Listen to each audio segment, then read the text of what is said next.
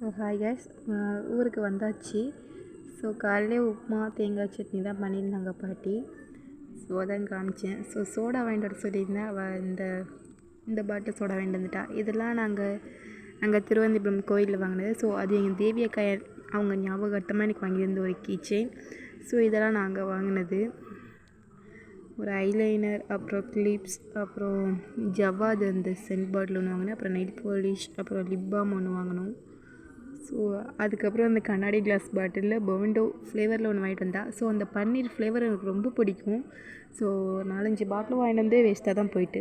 அப்படியே மத்தியானத்துக்கு வந்தாச்சு. ஸோ அன்றைக்கி சாம்பார், உருளைக்கிழங்கு, ரசம்லாம் பாட்டி பண்ணியிருந்தாங்க. ஸோ அப்படியே வீடியோ எடுத்து போட்டேன். ஸோ அந்த சோடா குடிக்கிறதுக்கு தான் நாங்கள் மெயினாக அந்த ஊருக்கு வரதே. இது கிராமத்தில் தான் அது கிடைக்கும்ட்டு. ஸோ அது அவ்வளோ டேஸ்ட்டாக இருக்கும் அந்த ஜில்லுன்னு இருக்கிறதுல. ஸோ எல்லோரும் தூங்குறாங்க. ஸோ எங்கள் அம்மா என்னமோ எடுத்து வச்சுட்டு இருந்தாங்க. ஸோ துணியெல்லாம் துவச்சி காய போட்டாச்சு கொல்லையில்.